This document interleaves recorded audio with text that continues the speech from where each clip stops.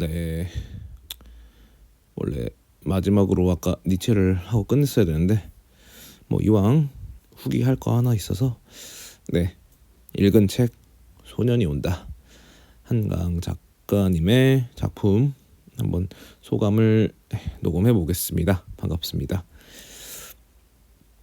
예, 요즘 뭐 난리죠. 예, 노벨 문학상으로 한강 작가님의 책이 지금 거의 뭐 매진이라는 표현이 이상한데 품절, 예, 품절 되시고 예약 지금 판매 중이고 막 이런데 저는 그냥 전자책을 읽는 사람이라서 바로 구매하니까 뭐 딱히 기다릴 것 없이 요즘 오프라인 매장 굳이 갈 필요도 없는데 아직 그러니까 이제 한강 작가님의 작품을 떠나서 종이책으로 읽는 작품, 그러니까 레거시라고 표현할 정도로 레거시 장르, 그리고 이제 전자책으로 읽는 장르, 웹소설이나 이런 종류 이렇게 나눠져 있는 느낌이더라고요.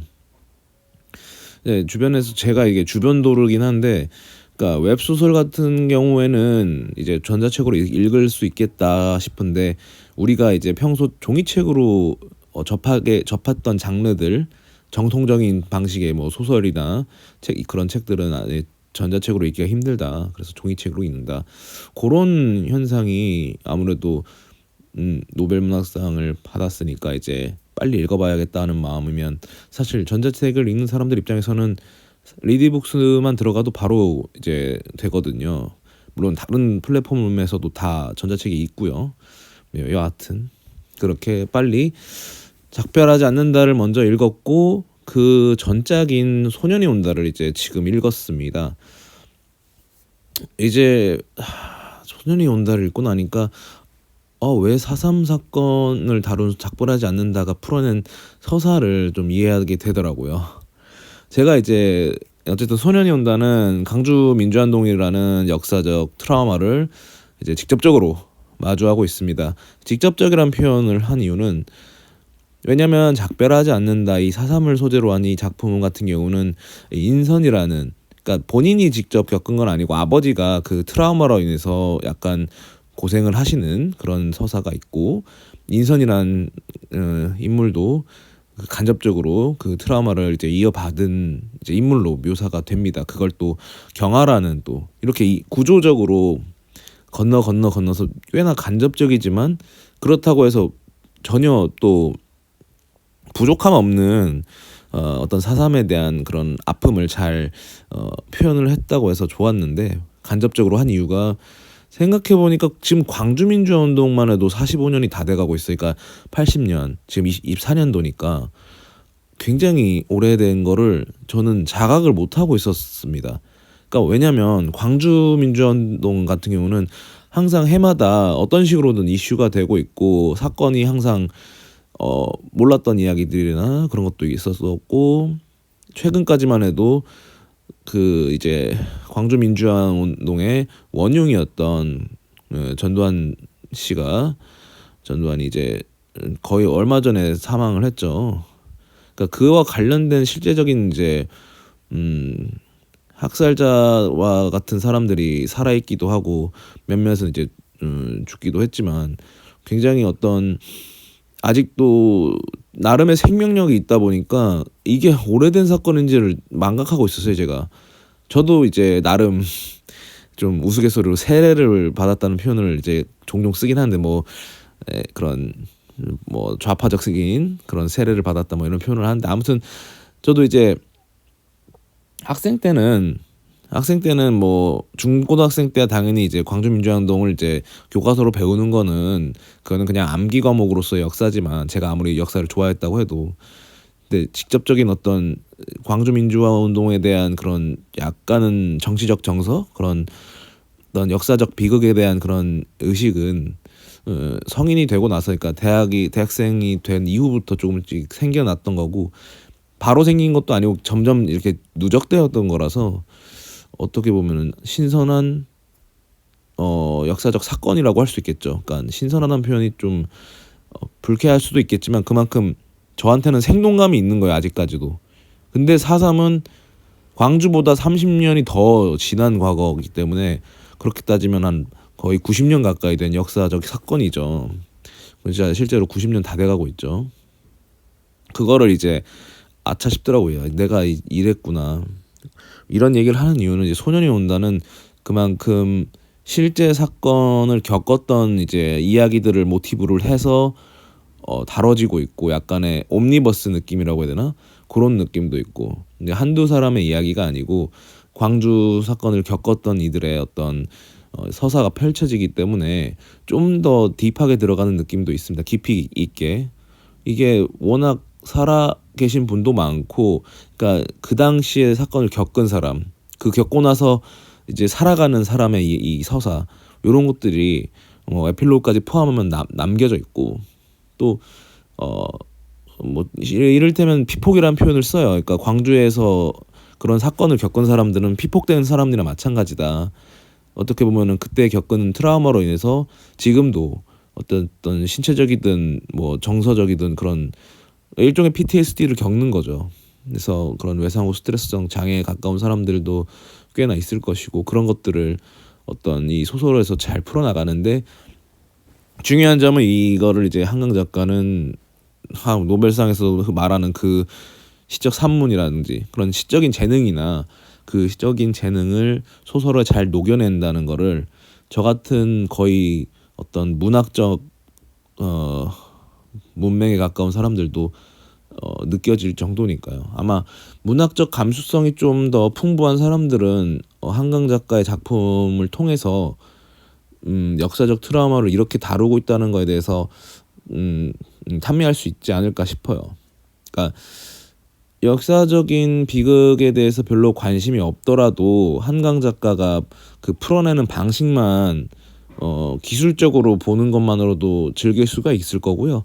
아니면 뭐 역사적 비극을 좀 그동안 좀 뭐랄까 매너리즘에 빠질 수도 있잖아요. 그러니까 역사적 비극을 너무 다루는 작품의 어떤 한계성이나 강점이 공존하는 부분이 있는데, 아마 느끼실 거예요. 그런 것들을 한강 작가는 다른 방식으로 펼쳐낸다라는 거를 어렵지만 느낄지 않을까. 어쩌면 시를 좋아하거나 이런 산문적인 그런 감각을 더 좋아하는 분들은 좋아하지 않을까. 다만 역사적 비극을 이렇게 다루는 장르 자체를 또 꺼려하는 사람들도 있을 테니까 그건 좀 조심스럽긴 하네요.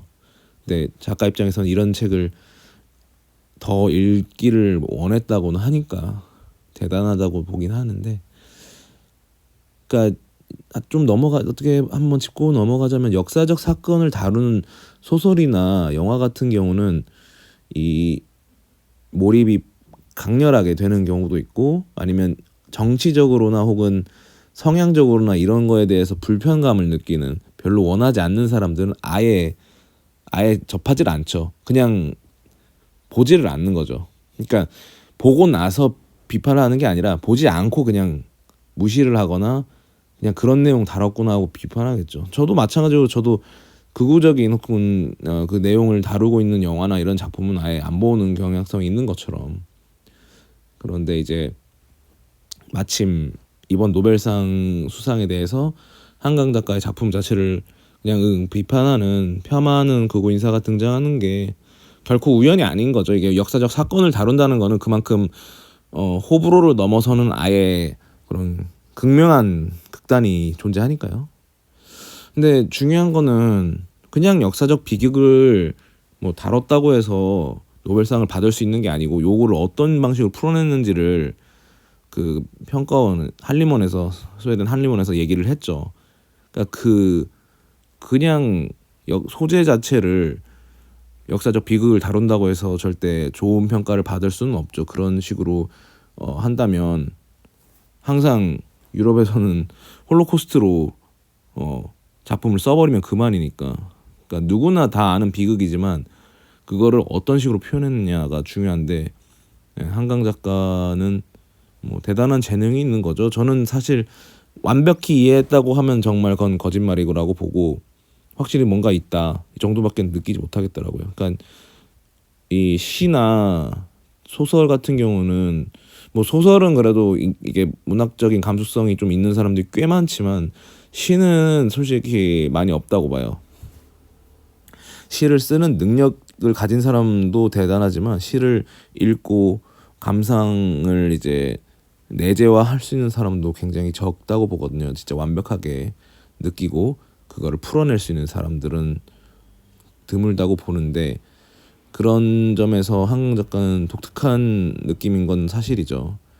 그러니까 소설 안에 적절한 요소 안에 이렇게 시적인 느낌, 시적인 포인트들을 잘 잡아내는 것 같아요. 그걸 뭐 이탈릭체로 하든지 아니면 문단 자체를 좀 시적으로 이렇게 배열을 한다든지 해서 잘 녹여낸다는 게 재능이죠. 그런 재능을 잘 살렸다고 봅니다.